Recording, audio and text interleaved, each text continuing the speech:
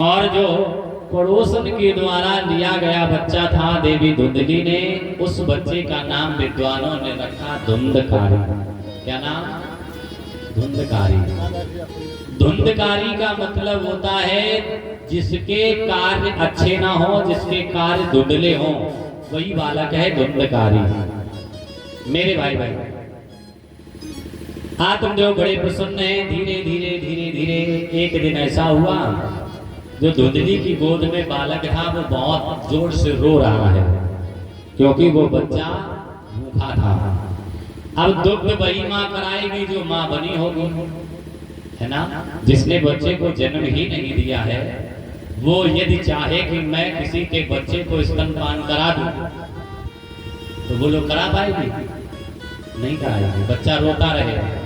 अब समस्या ये आ गई है कि बच्चा रो रहा है, अब स्तनपान कैसे कराए, क्योंकि माँ तो बनी नहीं है। अब फिर बच्चे को लेके पड़ोसन के पास पहुंच गए। अरे दीदी, एक समस्या और आएगी। बोले क्या? अब जो बच्चा तुमने दिया है वो चुपता नहीं है, रोता रहता है, बताओ काम करूंगी या बच्चे को खिलाऊंगी, क्या कर? बोले जो बात तुम मुझसे कह रही हो ना, यही बात तुम अपने पति से कहना। यदि घर का काम कराओ तो बच्चे को तुम देखो, और यदि हम बच्चे को देखेंगे तो घर का काम तुम करो, और नहीं तो ऐसा करो एक नौकरानी रख लो घर में, वो काम करती रहेगी, मैं बच्चे को देखती रहूंगी। यही हुआ। बोले जब तेरा पति ये कह दे कि रख लो नौकरानी, तो तुम मुझे ही ले चलना, मैं नौकरानी बन करके तुम्हारे घर में तुम्हारे अपने बच्चे को खिलाती रहूंगी और तुम घर का काम निपटाती रहना। यही हुआ। धुंधली गई, अपने प्राणनाथ से कहा महाराज बच्चा चुप नहीं हो रहा है, अब ऐसा करो अगर इतना काम करवाओगे तो मैं या काम करूंगी या लाला को देखूंगी, अगर इतना ही तुम्हें शौक है तो एक नौकरानी रख लो, मेरे बस की बात नहीं है मैं बच्चों के देख पाऊंगा। तो पति ने कह दिया देवी इतने इसमें उदास होने की क्या बात है, अपने यहाँ पैसे की तो कमी है नहीं, अरे तुम्हें जो अच्छा लगे रख लो नौकरानी कोई। देवी पड़ोसन वाली दीदी को नौकरानी बना के रख लिया। वही मेरे भाई बहन बच्चे को खिलाती है धुंधली, अपने घर का काम निपटाती रहती है। धीरे धीरे धीरे धीरे गोकर्ण जो थे वो सत्संगी बने, और आत्मदेव बड़े सज्जन व्यक्ति थे, जिनके पुत्र का नाम धुंधकारी, वो एक बहुत बड़ा क्या बना? आसुरी प्रकृति का बालक, आसुरी प्रकृति, राक्षस प्रकृति का। मेरे भाई भाई चोरी करने लगा, चोरी, कभी छोटी चोरी, फिर धीरे धीरे बड़ी चोरी, फिर धीरे धीरे उससे भी बड़ी चोरी करने लगा, जुआ खेलने लगा, मदिरा पान करने लगा, डकैतियां डालने लगा। मेरे भाई ऐसा धन लेकर के आता है। घर में यदि 4 बालक हैं और यदि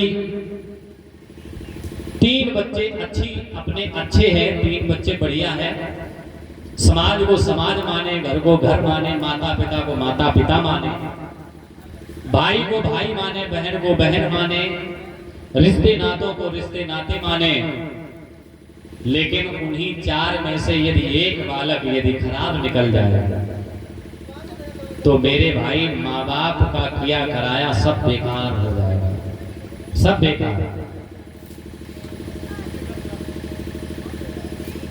मेरे भाई वो सब बेकार हो जाता है।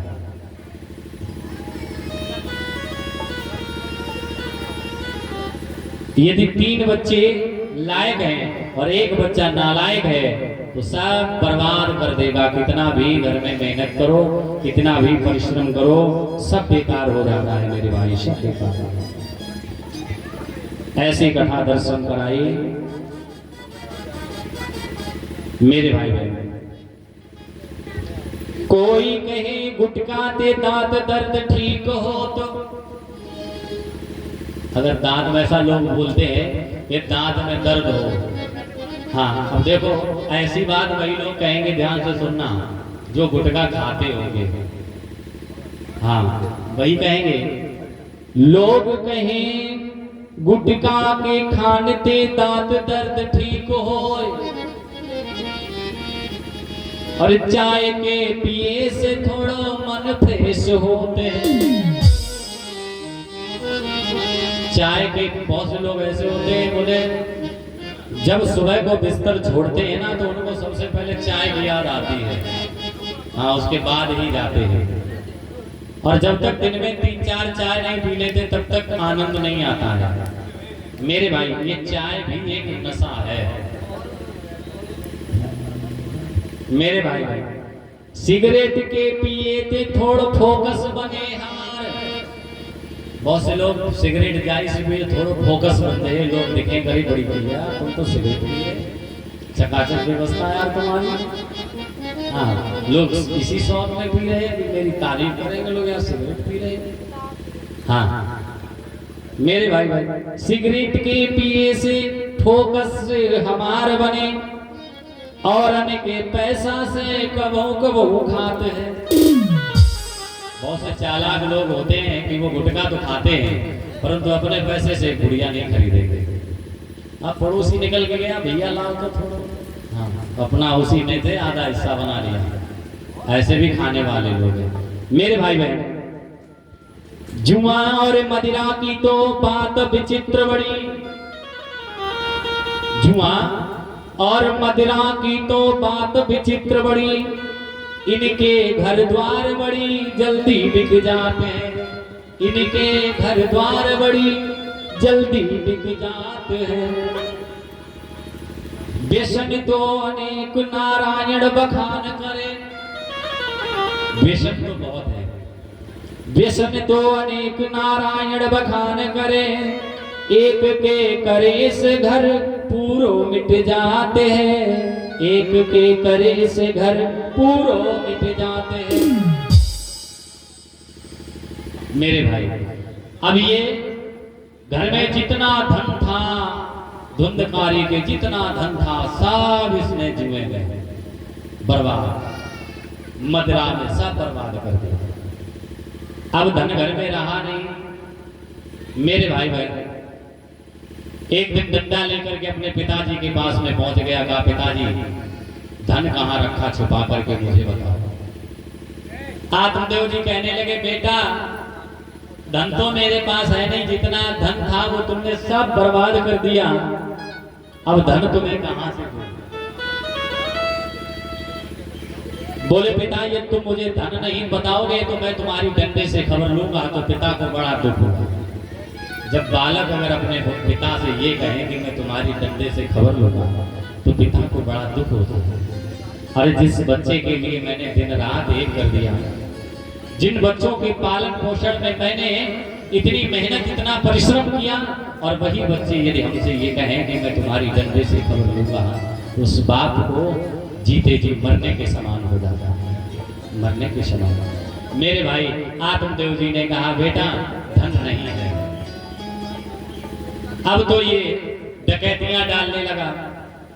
5 वैश्याएं ले आया घर में, 5 वैश्याएं। ध्यान से सुने, 5 वैश्याएं। तो आप सब जानते हो वैश्याएं किस चीज की लालची होती है?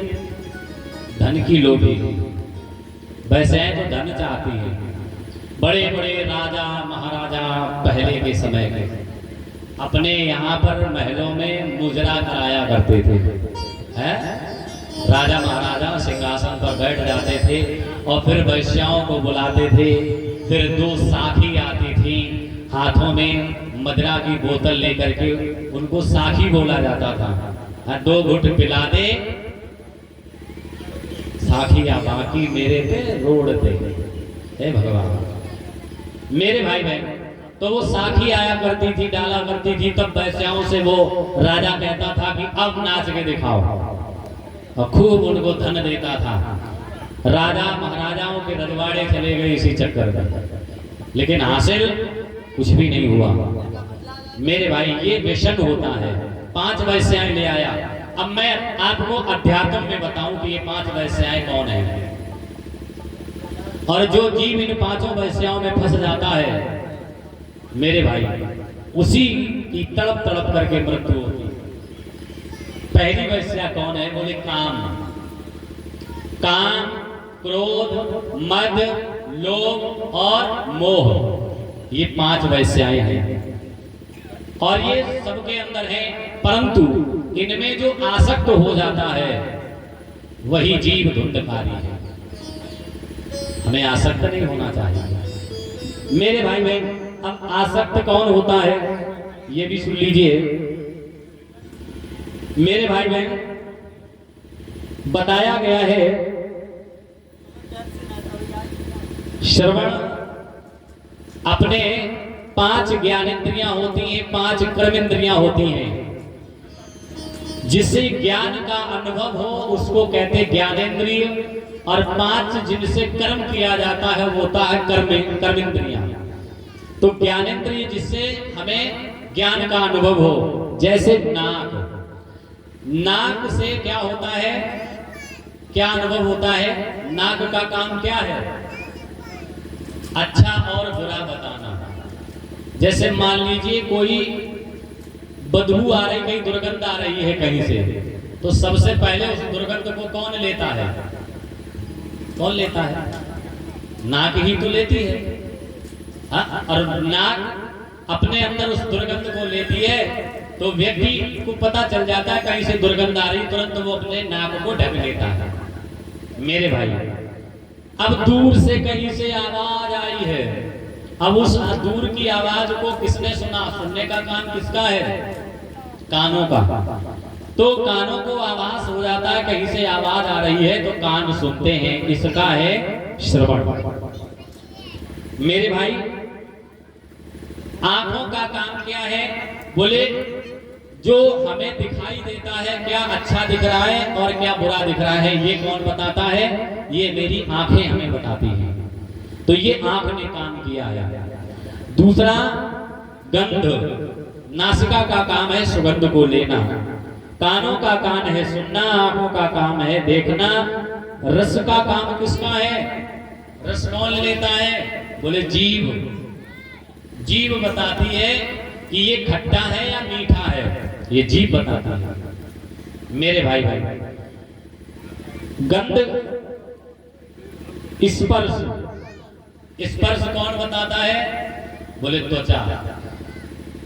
त्वचा ही तो बताती है। स्पर्श जब करते हैं तभी त्वचा बता पाती है कि ये स्पर्श करने से ही पता चलता है मेरे भाई।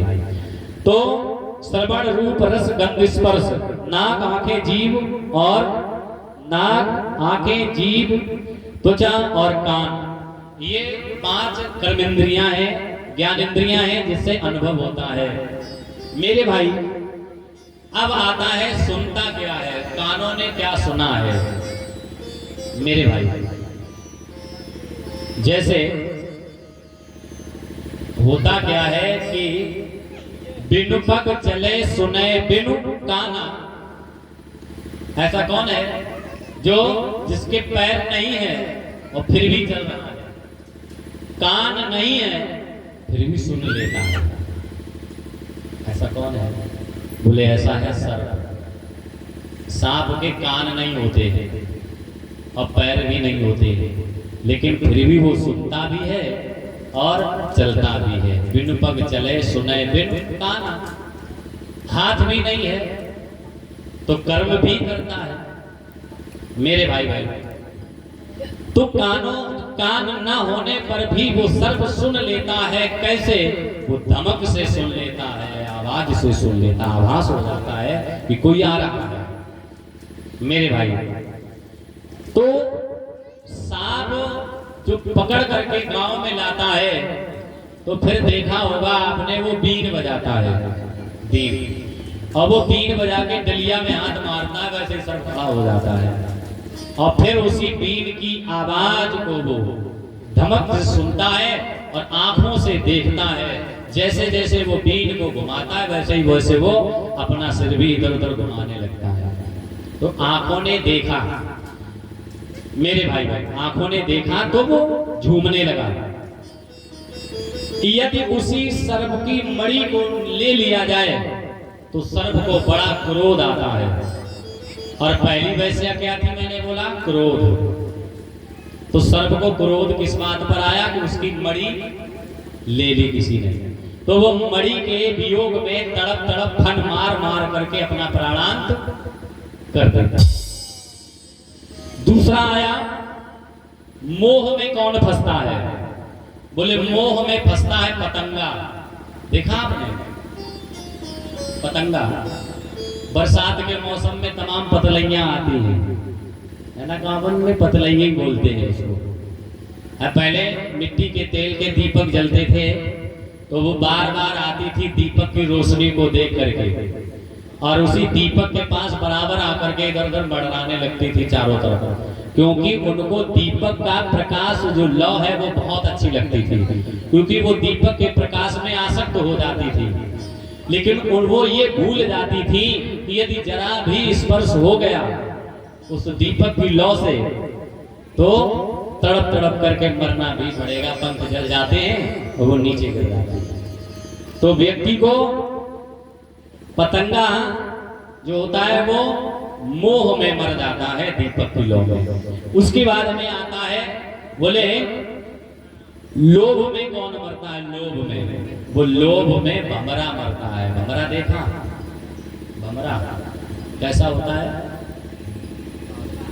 काला, है ना, भमरा काला होता है मेरे भाई।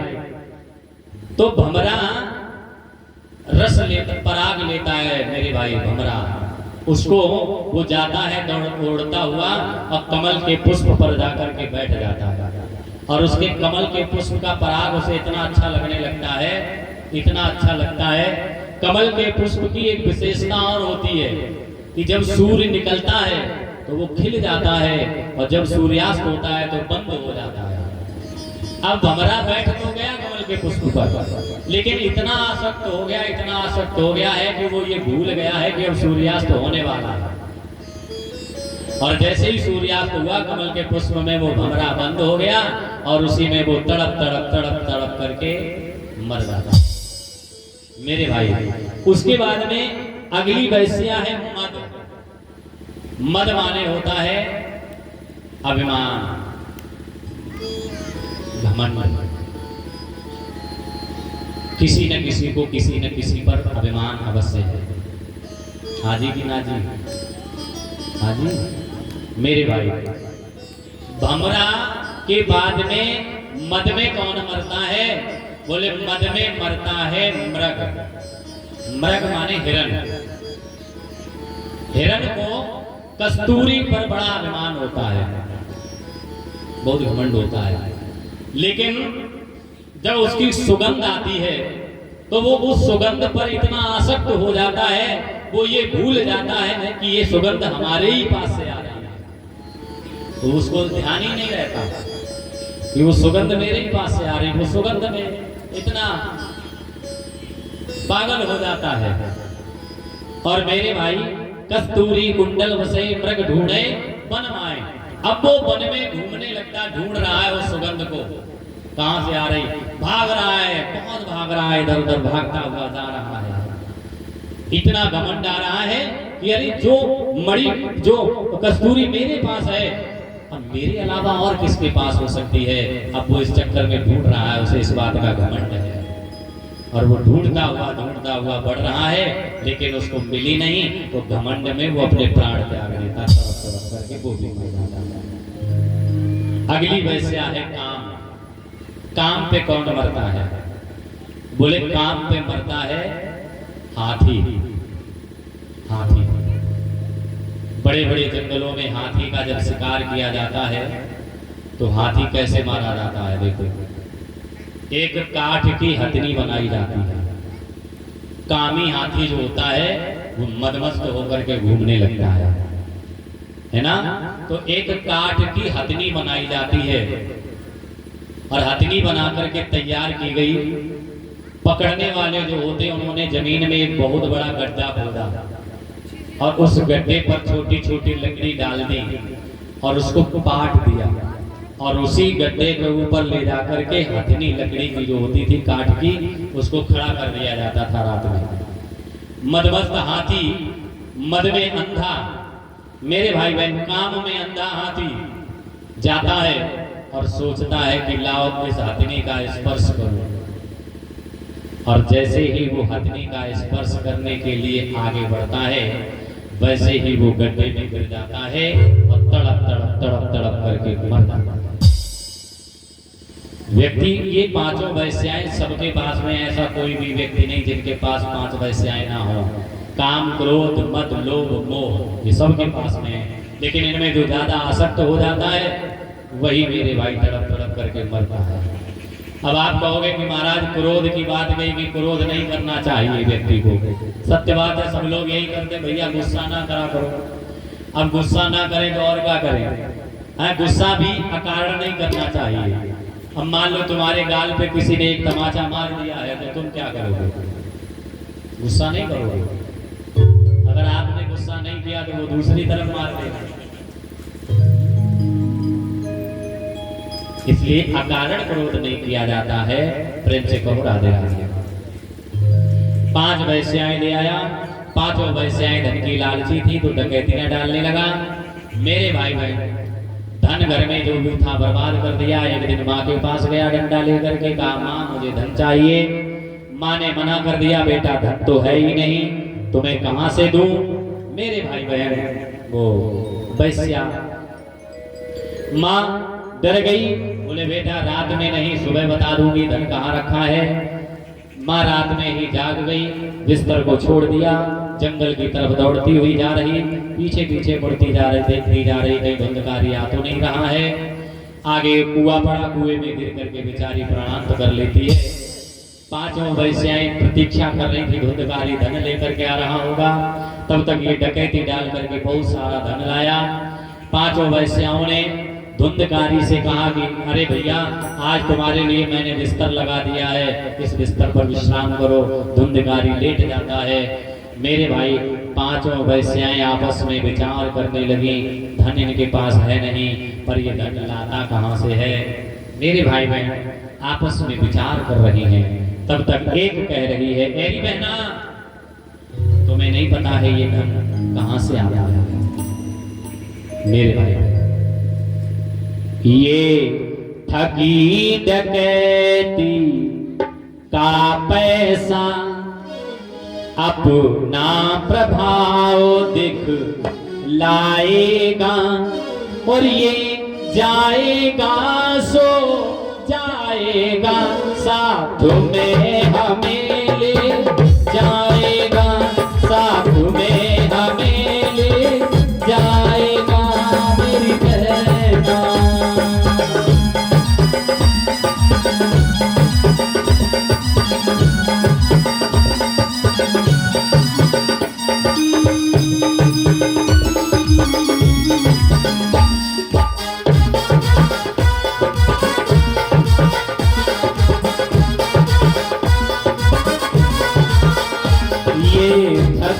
डकैती का पैसा अपना प्रभाव दिख लाएगा, ये जाएगा सो जाएगा, साथ में हमें ले जाएगा, साथ में हमें ले जाएगा।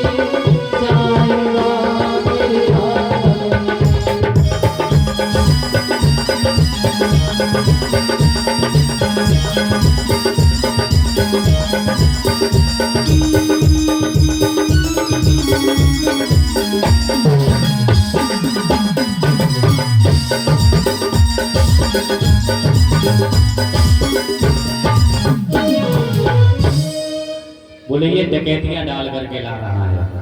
बोले मैंने सुना है कि जो ऐसे धन को लाता है वो स्वयं तो नरक में जाने की तैयारी कर ही रहा है, लेकिन ऐसा धन जिसके पास चला जाता है वो भी नरक में जाता है। इसलिए हो सके तो ऐसे धन को आप हो सके तो ऐसे धन से बचते रहिए। हाँ, ऐसे धन से बचते रहिए मेरे भाई। वैसे दर्शन कराएं तो हमारे शास्त्र ऐसा वर्णन कराते हैं कि व्यक्ति को अपनी कमाई का 10वां हिस्सा दान कर देना चाहिए, है ना। तो जो शेष धन आपके पास में बचता है वो आपको अच्छी जगह पर ले जाता है, वो अच्छी जगह पर लगता है। और जो ऐसा नहीं करते हैं, दान नहीं करते हैं, अब ये मत सोचना कि पंडित जी अपने चक्कर में कह रहे हो। नहीं, हम अपने चक्कर में नहीं कह रहे हैं। हाँ, जरूर मैं अपने घर से थोड़ा कमजोर हूँ, लेकिन कभी किसी से मांगा नहीं है मैंने। हाँ, मेरे भाई कभी किसी से नहीं मांगा। 2003 की जब बारिश हुई थी, सब आप लोग जानते होंगे, 2003 में जब बारिश हुई थी तो मेरे यहाँ पर रहने के लिए जगह नहीं थी, जहाँ पे मैं एक चारपाई भी डाल लेता, मेरा परिवार वहाँ रह लेता। और वो बारिश 1-2 दिन नहीं हुई, लगभग 48-55 घंटे तक होती रही बराबर। कच्चे मकान तो गिर गए थे, शायद ही किसी के पक्के बचे होंगे उस समय पर। उन मकानों में लोगों ने रहना प्रारंभ किया था, प्राइमरी स्कूलों को घेरना प्रारंभ किया, सरकारी आवासों में जाना प्रारंभ कर दिया था। तो घर से थोड़ा कमजोर हूँ, लेकिन मुझे मांगने में बड़ी शर्म आती है। हाँ, जिससे भी मेरी बात हुई होगी, उन्होंने भी मुझसे यही प्रश्न किया था, महाराज जी आपकी दक्षिणा क्या है? तो मैंने यही कहा था, भैया मुझे दक्षिणा जो आपकी श्रद्धा हो वो मेरी चलते टाइम विदाई कर देना। परंतु ये बारात जो आती है, ये जो 4-5 लोग आते हैं, है ना, बारातियों को तो केवल नाश्ता से मतलब है भैया, है ना, तुम्हारे दरवाजे से मतलब नहीं, द्वाराचार से मतलब नहीं है। हाँ, बहुत से बाराती ऐसे होते हैं द्वाराचार तक जाते ही नहीं हैं, वो सीधे जब नाश्ते में लग गए जाके, द्वाराचार देखेंगे तब तक तो नाश्ता साफ हो जाएगा। तो बारातियों को तो केवल नाश्ता से मतलब होता है, उन्हें तुमसे मतलब नहीं है। तो हमारे साथी लोग हैं, इनको तो केवल अपने नाश्ता पानी से मतलब है, मेरे भाई। तो गरीबी में भी मुझको मांगने में शर्म आती है, शर्म आती है। गरीबी में भी मुझको मांगने में शर्म आती है। और हे प्रभु, मांगेंगे तो दुनिया से नहीं, दुनिया मांगने से मुझे नहीं देगी। क्यों? ये दुनिया खुद ही भिखारिन है, हमें क्या देगी? हमें कुछ नहीं देगी। इसलिए हे कन्हैया, और तुम्हारा होके मुझे से हाथ फैला या नहीं दादा, तुम्हारा होके मुझे से हाथ फैला या नहीं दादा।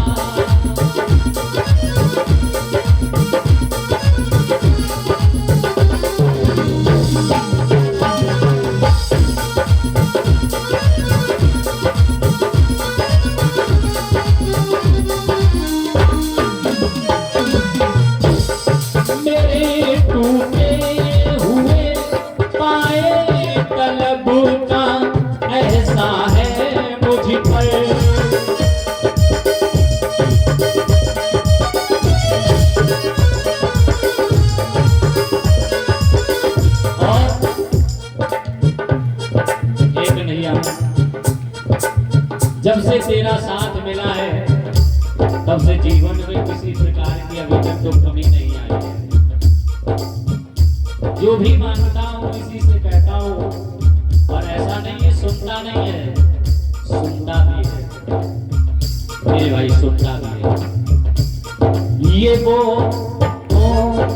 वो नगमा है जो हर साज पर गाया नहीं जाता।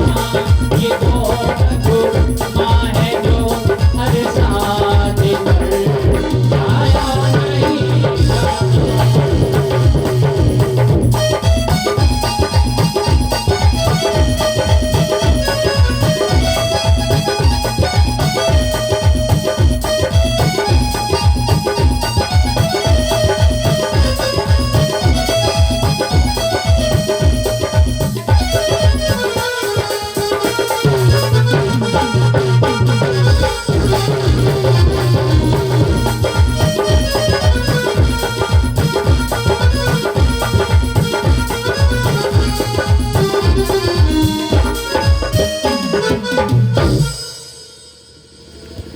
ये वो नगमा है जो हर साज पर गाया नहीं जाता। ये मेरे भाई गरीब का दुनिया मजाक बना लेती है ना, दुनिया गरीब का मजाक बनाती है। क्योंकि मेरे भाई कथा दर्शन कराई, पांचों वैश्याओं ने मिलकर के इसको बांध लिया, जलती हुई लकड़ी इसके मुख में डाली और इसका प्राणांत हो गया। तड़प तड़प करके धुंधकारी मर गया। मेरे भाई गोकर्ण जी सत्संग करने के लिए गए थे, महलों में वापस आए, देखा भाई का मरा हुआ बदन पड़ा हुआ है। अंत्येष्टि क्रिया की, गया जी में जाकर के श्राद्ध कर्म किया, वो कथा दर्शन कराई। एक बार एकांत में गोकर्ण जी लेटे हुए थे बिस्तर पर, तभी आंखों के सामने उनको कुछ दृश्य दिखाई दिए।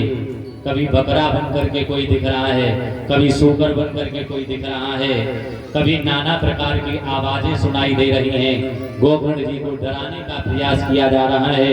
गोकर्ण जी ने आवाज लगाई, तुम कौन हो जो मुझे डराने का काम कर रहे हो? तो आवाज आई है, हे अहम भ्राता तुदियो। अरे भैया, मैं तुम्हारा भाई हूं। भाई? हाँ। अरे भाई को तो मैंने गया जी में जाकर के श्राद्ध कर दिया, ऐसे नहीं मानूंगा। ये बताओ मेरे भाई का क्या नाम था? बोले धुंधकारी नाम था। बोले मेरा नाम धुंधकारी है। बोले गया जी में श्राद्ध प्रेत योनि के मुक्ति से इन छुटकारा दिलाओ भैया।